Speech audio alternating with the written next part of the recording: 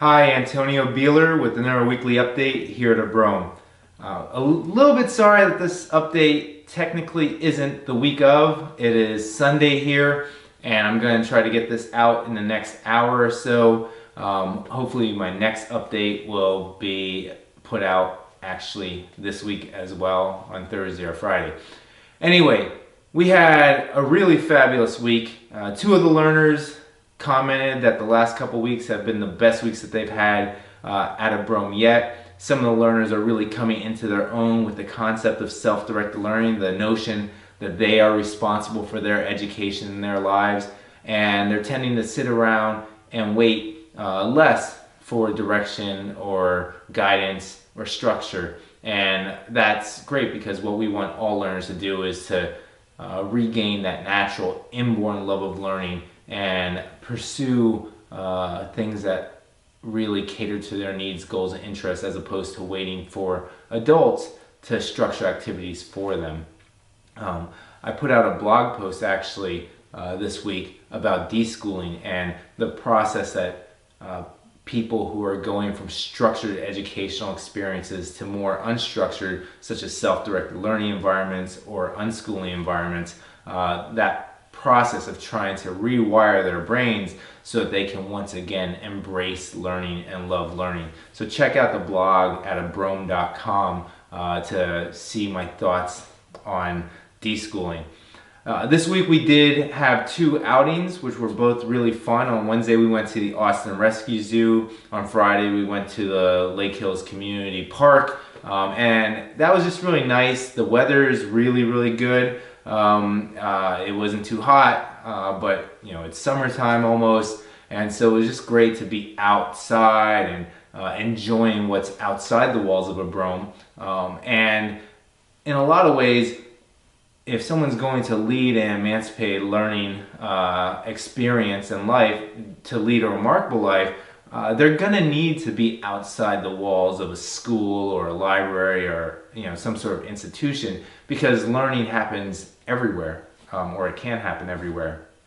And what we tell our parents and our learners is that early on, sure, they're going to spend most of their time at Abrome, but when they're really taking charge of their life and they have really specific interests and are diving deep into learning, at some point, that might be 14, 15, 16, 17, 18, at some point they're going to end up investing a lot more of their time in activities that may take them outside of the Abrome space. They'll still be Abrome learners, they'll still be meeting with us as learning coaches, they'll still be a part of the community, but an internship or an apprenticeship may require them to spend a good amount of time outside of Abrome in their teenage years. Or if they're starting a company or starting a social justice organization, that might require them to spend time outside of the space. Or to the extent that their work is going to require them to travel in order for them to get the experiences that they want.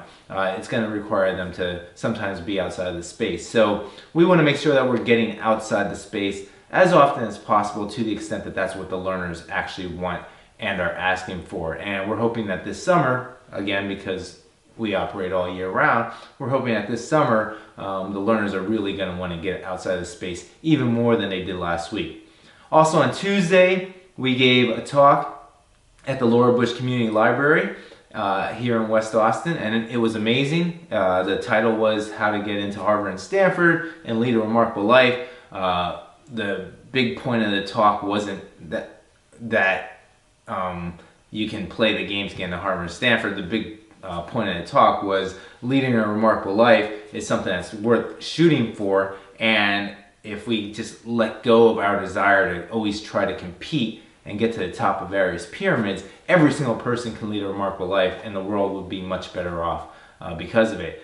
We had 46 people show up, which was great. I think that's the best turnout we've had for a presentation thus far, and we're hoping that some of those families will go ahead and take that next step towards emancipated learning or some form of unstructured or self-directed learning, because if families are willing to just let go of this need to just constantly compare themselves to other other people and other families and put their children into very structured and competitive environments that every learner can lead a remarkable life. And so we're hoping to hear back from some of those families where they want to get involved in Abrome so that they can experience emancipated learning for their children, or look at other alternative schools that are non-oppressive, places that don't have standardized curriculum, instruction, homework, testing, grades, ranking, or maybe they want to move towards a more eclectic or freer homeschooling or even unschooling experience. We're there for all those families, because it's not good enough that we just serve the families that enroll at Abrome, although that is our priority. But in order for us to get to the society that we want, one with much less hierarchy and authoritarianism, and one with much more freedom and a love of learning, we're going to need more and more people to step away from these structured, oppressive environments that you see in schools and move towards more emancipated learning experiences.